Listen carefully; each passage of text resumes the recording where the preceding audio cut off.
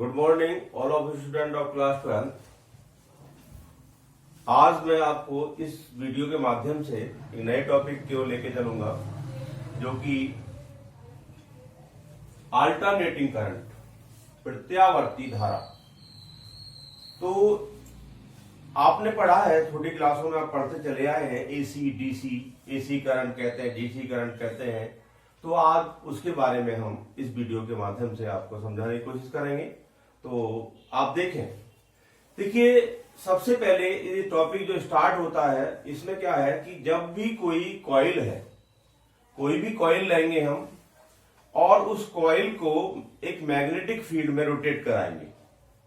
जब एक कॉइल को मैग्नेटिक फील्ड में रोटेट कराते हैं तो मैग्नेटिक फील्ड में रोटेट कराएंगे तो कॉइल से बाउंडेड मैग्नेटिक फ्लक्स में चेंज होगा, ये सब जानते हैं। तो मैग्नेटिक फ्लक्स में जब चेंज होगा तो कॉइल के अक्रॉस में क्या प्रोड्यूस होगा, एक इंड्यूस ईएमएफ प्रोड्यूस होगा, प्रेरित विद्युत वाहक बल पैदा होगा। वो प्रेरित विद्युत वाहक बल को हमें पहले उसके लिए फॉर्मूला ड्राइव करना है। तो उसके लिए क्या करना होगा हमें, तो देखिए let us suppose a coil of number of turn is capital N and इस cross section area is capital A. मतलब कि एक कॉइल है, उसके अंदर जो नंबर ऑफ टर्न है वो कैपिटल एन है और कॉइल की प्लेन का जो एरिया है वो कैपिटल ए है।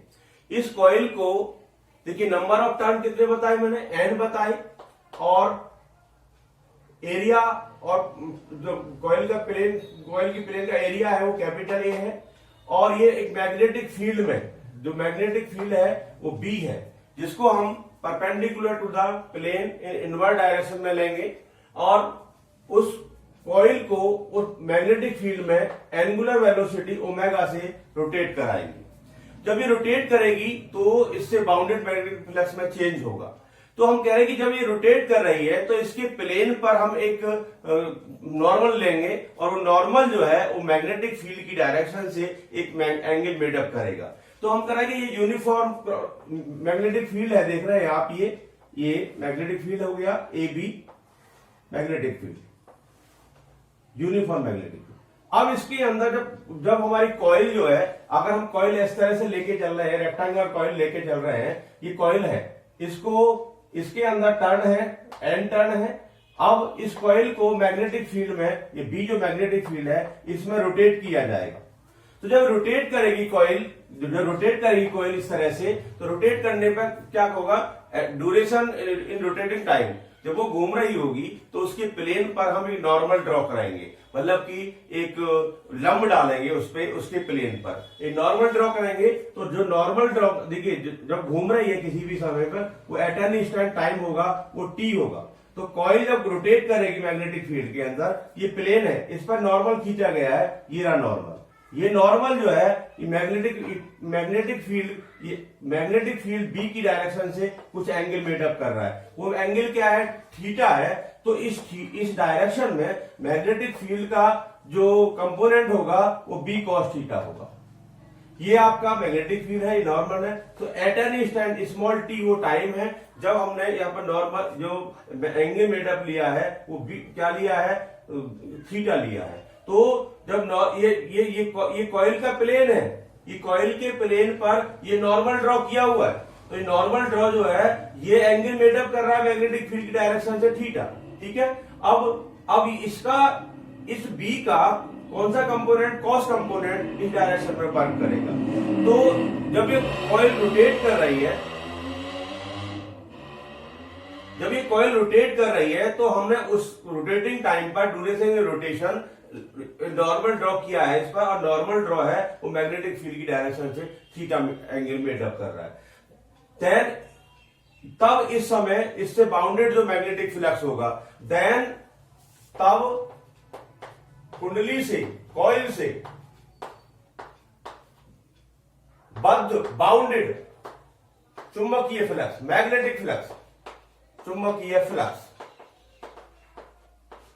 ये जो है ये फाई बी है, magnetic flux linked with a coil at an instant small T.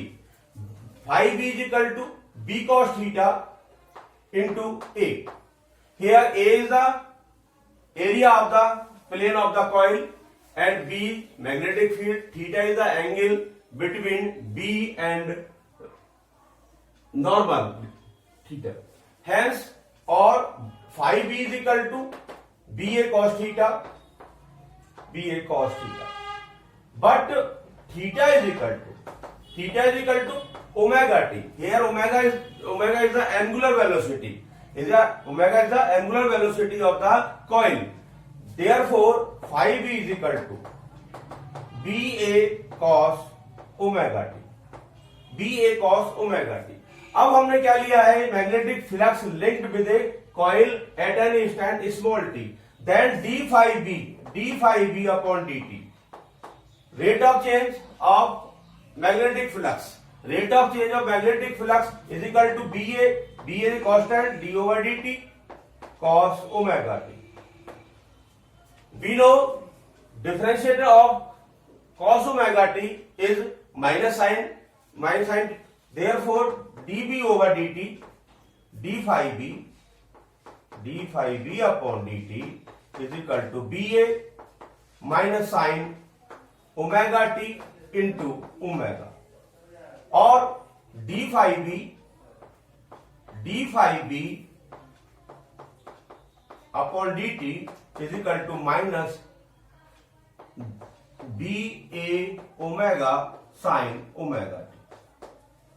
Magnetic flux linked with a change, the rate of change of magnetic flux linked with a coil is given by d phi over dt is equal to minus BA omega sin omega t. But due to Faraday law, Faraday के नियम से, जो Faraday का नियम है electromagnetic induction के through, तो क्या होता है वो E is equal to minus d phi b upon dt. Here E is the induced EMF in the coil. Hence E is equal to minus d phi over dt.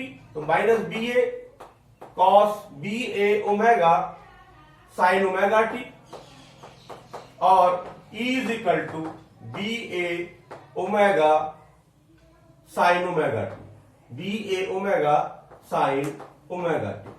If the number of turns in the coil is capital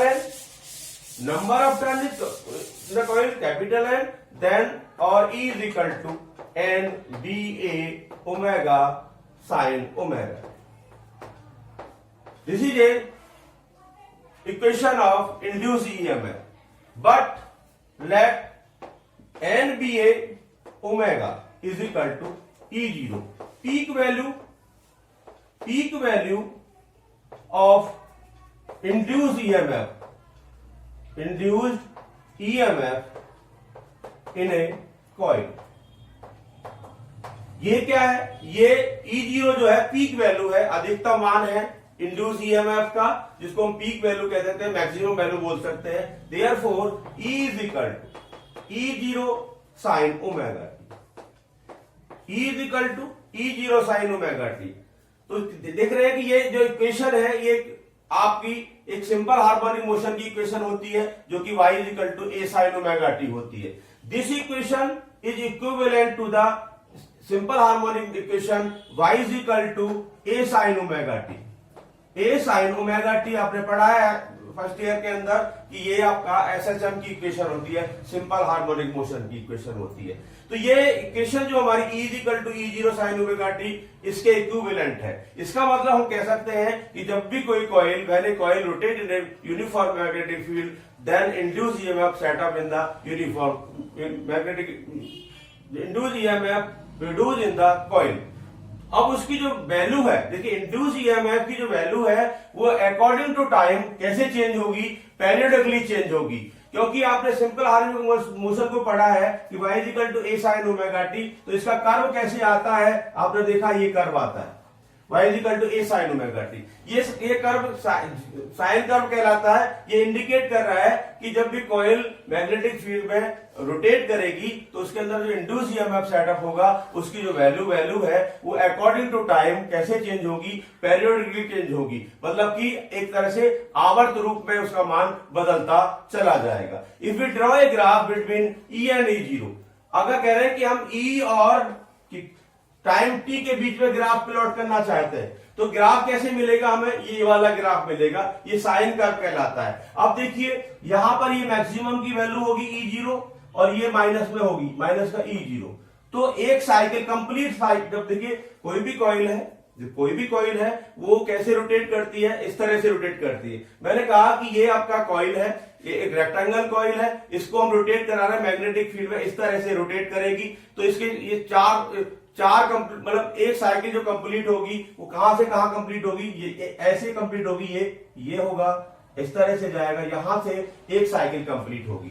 तो एक cycle complete होने में क्या देख रहे हैं आप कि जो इंड्यूस ईएमएफ की वैल्यू है, वो दो बार कैसे हो रही है, दो बार मैक्सिमम हो रही है, एक बार वन डायरेक्शन में और दूसरी बार अदर डायरेक्शन में। तो यहां से यहां तक ये कंप्लीट वन साइकिल हुआ। अब इसको हम देखते हैं, टाइम को देखते हैं। अगर हम जीरो से टाइम लेके चले, 0 t/4 that is t/2 3t/4 into T, ये कंप्लीट वन साइकिल हो गया।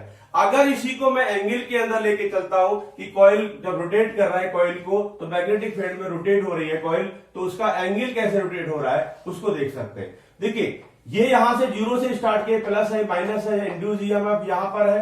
तो ये जो देखिए आप, ये ई जीरो जो हुआ है, ये जीरो यहां के बाद में आपका क्या होगा, यहां पर π/2 दैट इज पाई और 3π/2 इंटू 2π। ये कंप्लीट एक वन साइकिल होगी। तो कंप्लीट वन साइकिल में क्या हुआ कि ई जीरो यहां पर पॉजिटिव डायरेक्शन में मैक्सिमम हुआ है, यहां पर नेगेटिव डायरेक्शन में मैक्सिमम हुआ है। Hence we can say the average value of induced EMF for a one complete cycle is 0।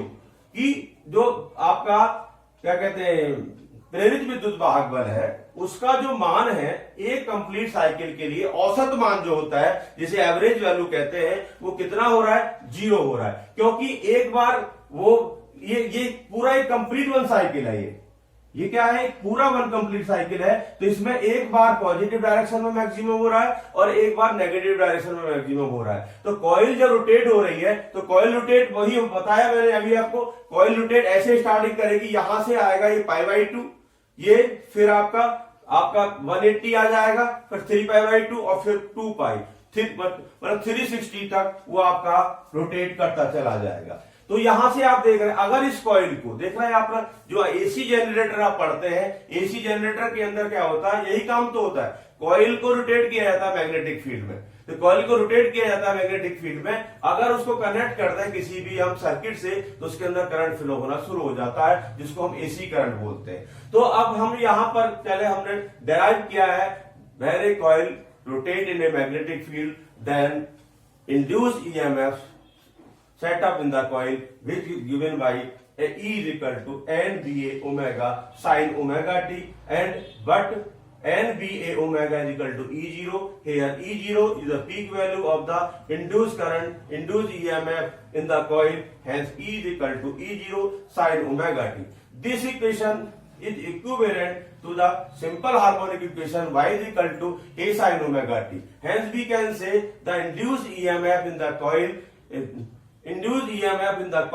variate as a periodically according to the time। इसका मतलब हुआ कि जब भी इंड्यूस ईएमएफ सेटअप होगा तो उसकी जो वैल्यू है, उसकी जो डायरेक्शन है, उसका जो मैग्नीट्यूड है और उसकी जो डायरेक्शन है, अकॉर्डिंग टाइम कैसे चेंज हो रही है, वो पेरियोडिकली चेंज हो रही है। एक कांस्टेंट इंटरवल के बाद में वो अपनी कांस्टेंट वैल्यू को गेन कर रहा है, तो ये पेरियोडिकली चेंज होता है जो कॉइल रोटेट करती है। अब इसके अंदर देखिए ये आपका टॉपिक हो गया, when a coil rotate in a magnetic field then induced EMF across the coil is given by E is equal to E0 sin omega t. अब मैं आपको सेकंड वीडियो के अंदर आपका एसी करंट के बारे में बात करूंगा, ठीक है।